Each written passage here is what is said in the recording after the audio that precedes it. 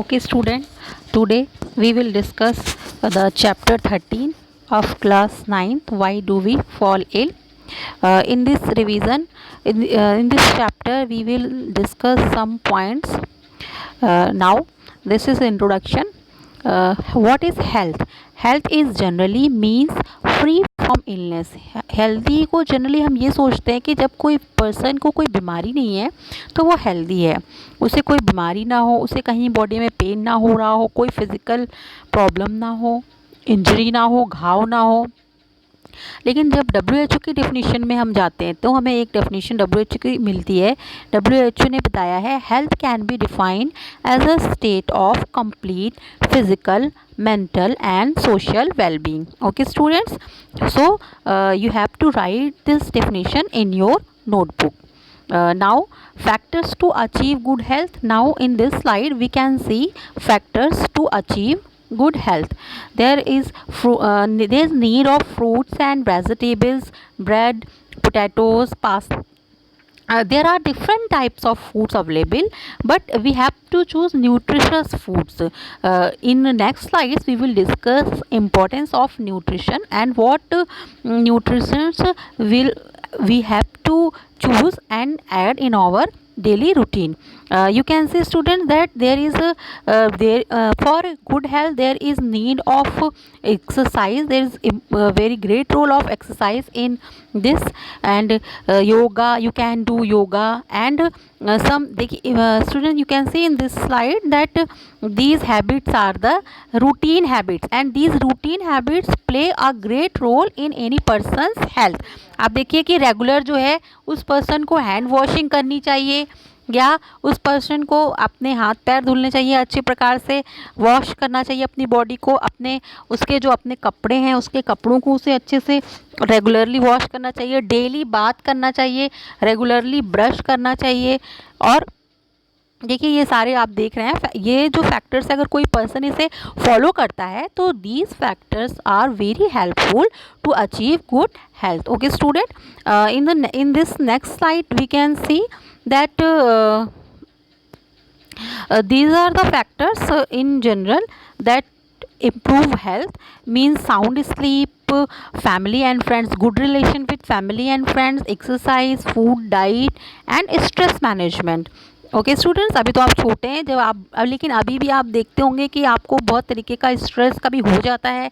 कोई उस स्ट्रेस को बहुत अच्छे से मैनेज करते हैं और आगे बढ़ते हैं, लेकिन कोई कोई नहीं कर पाते. तो stress management also have a very important role, very significant role in modern life style for healthy life, for good health. Okay, now important characteristics of person having good health. That person will be free from sickness and diseases. That person that is healthy will be free from unnecessary anxiety. उसे अनावश्यक हमेशा कोई चिंता नहीं रहेगी, वो free mind से रहेगा, वो सोशल और साइकोलॉजिकल टेंशन से दूर रहेगा, अपने आप में उसे पता होगा कि अब उसे क्या करना है, उसके पास सोल्यूशंस होंगे, सेल्फ कॉन्फिडेंस हो जाएगा, और वो अपने रहने सहने में खुद में एंजॉय करेगा, वो अपने आप में खुश रहेगा, उसे हमेशा दूसरों में इन्वॉल्व होने की ज़रूरत नहीं पड़ेगी. और साथ ही साथ वो अपने काम को, जो सबसे बड़ा है कैरेक्टर, कि अपने काम को एफिशिएंटली कर पाएगा और अपना बेस्ट जो वो दे सकता है वो दे पाएगा. Okay student, health and it's failure. अब यही हेल्थ अगर फेल हो जाती है तो क्या सिम्टम्स हैं. देखिए हेल्थ की डेफिनेशन थी, health is a state of physical, mental and social wellbeing. Means कि हम कब कहेंगे कि कोई पर्सन हेल्दी है, if a person have good physical and social environment, तो वो हेल्दी रहेगा. गुड इकोनॉमिक कंडीशंस होंगी, जैसे अगर किसी के पास पैसे होंगे तो उसको अपने फूड परचेजिंग के लिए कोई दिक्कत नहीं आएगी. और अगर कोई पर्सन है जिनके पास फूड की कमी है, मनी नहीं है, कोई जॉब नहीं है, तो हो सकता है कि उनको फूड अच्छी ना मिले, या उनको अच्छी जो मेडिकल सर्विसेज हैं वो नहीं मिल पाएंगी. इसी तरीके से सोशल इक्वालिटी एंड हार्मोनी बहुत इंपॉर्टेंट है अच्छी हेल्थ के लिए.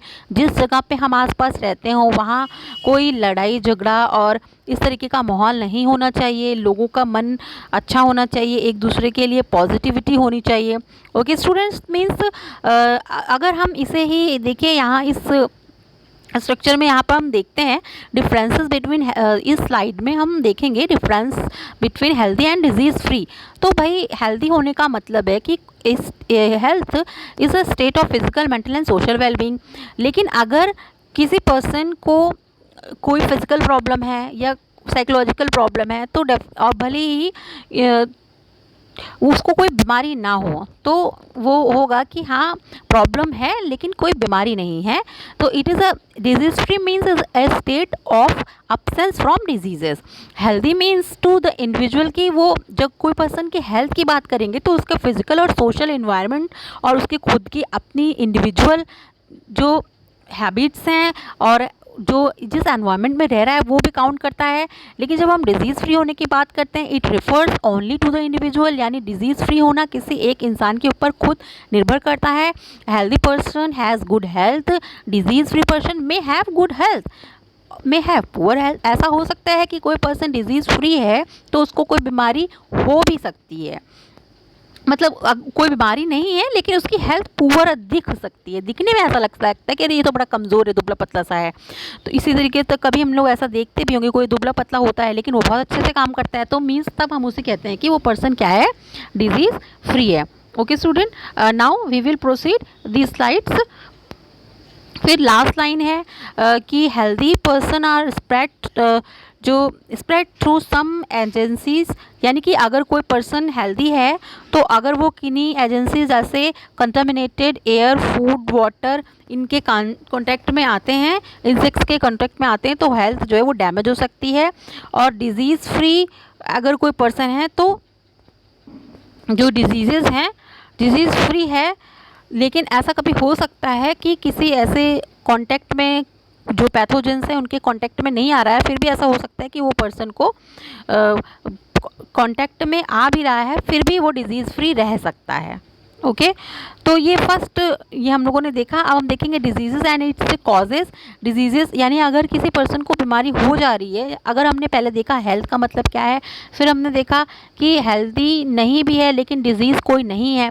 लेकिन अब हम देखिए जो हम मेरा ये टॉपिक हम लोग पढ़ रहे हैं उस टॉपिक में हमारे डिस्कशन का सबसे मेन पॉइंट यही है बेटा कि हमें ये देखना है कि जो डिजीज़ेज़ हैं उनको उनके बारे में पढ़ना है, हमें किसी पर्सन की फिजिकल हेल्थ के बारे में पढ़ना है, डिजीज़ेज़ एंड इट्स कॉजेज़ के बारे में हमें अब पढ़ना है।